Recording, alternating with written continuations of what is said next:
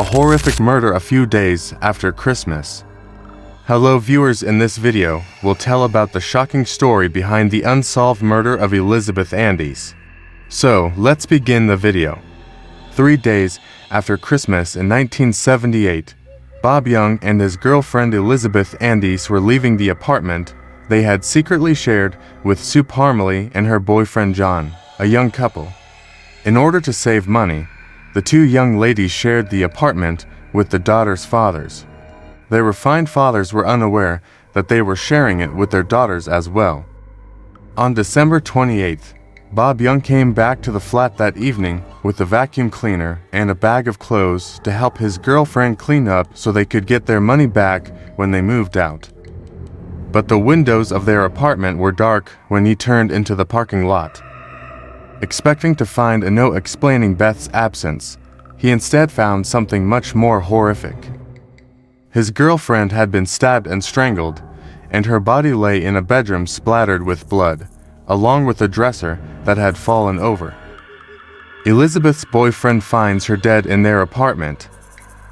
He had to run outside into the chilly December night in search of someone who could call the police because the flat had no phone.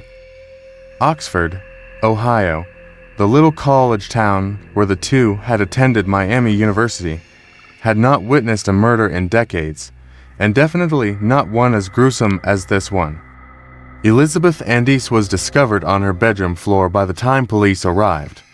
Maybe to stop her from screaming, someone wrapped her hands and feet and forced a piece of cloth into her lips. Andes, a fashion student, was stabbed with her own sewing scissors, which the police discovered on the floor wrapped in a sweatshirt. By the time the police arrived, Young had covered Andes's body with a sheet, and she was completely nude save for a single knee-high blue sock. She had been stabbed in the body parts, a robe sash had been tied around her neck, and one of her earrings had been ripped out of her ear. Her body was covered in blood. Is Bob Young to blame? After 15 hours of the body being found, the police knew they had their guy. Young had been dating Andes for 3 years and was a soft-spoken football player. The majority of her friends claimed that the two had been a happily married pair. However, it didn't take long for investigators to identify him as their main suspect, and soon after, Young had been taken to a different location to undergo a polygraph test, which he was informed he failed, and was pressured into writing a confession that he would later deny. It wasn't just Young changing his tune that suggested that the story may not be as cut and dry as the authorities were making it out to be. The details of the confession didn't match the actual details of the crime scene, as Young's lawyers observed. He later told the Cincinnati Enquirer, "This just doesn't add up. There were maybe 4 or 5 of those inconsistencies." You started thinking, well, what? He lied about things that were physical evidence. Or was he told that and then he put it in his statement? Police were confident they had found the murderer despite the gaps in the evidence. So Young was taken into custody and put on trial before being found not guilty.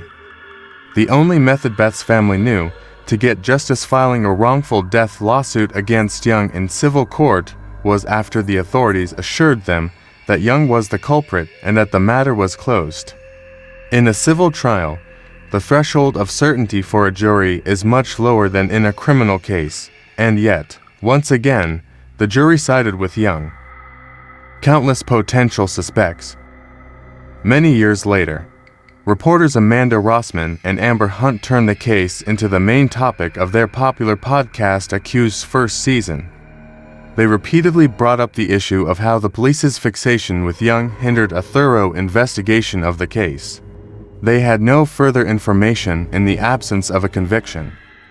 They had not only given Young their whole attention while ignoring other possible leads, but they had also closed the case, which prevented it from being included to databases of unsolved murders and prevented the specifics of the crime from ever being cross-referenced with other killings that had comparable motives. Even worse, if the jury was correct and Young wasn't the murderer, the chance of identifying the true murderer would be almost zero, due to the misplacement of evidence during Young's conviction. According to their reporting, the single-minded focus of the police wasn't due to a lack of other potential suspects.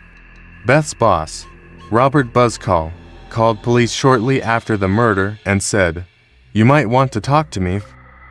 The night before she passed away, he said, Andes had offered an invitation to her apartment to him, something that had never happened before.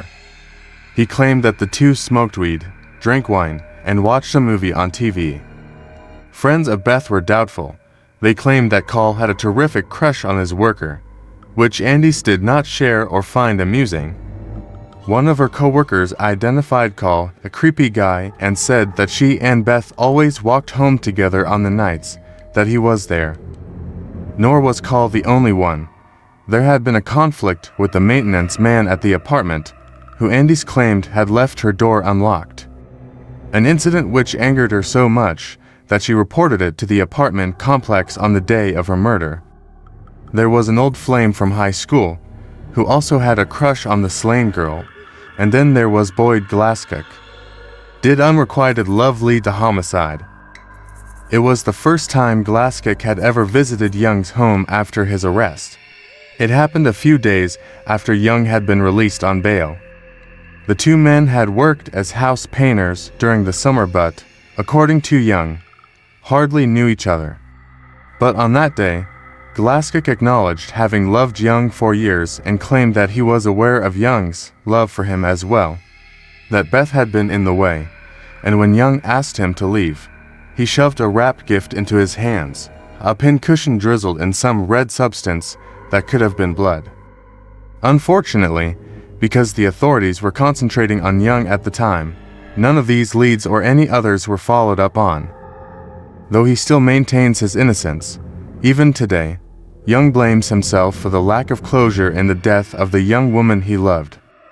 He claims that if he hadn't been pressured into writing that confession, the police would have been compelled to look into alternative possibilities and perhaps capture the true murderer.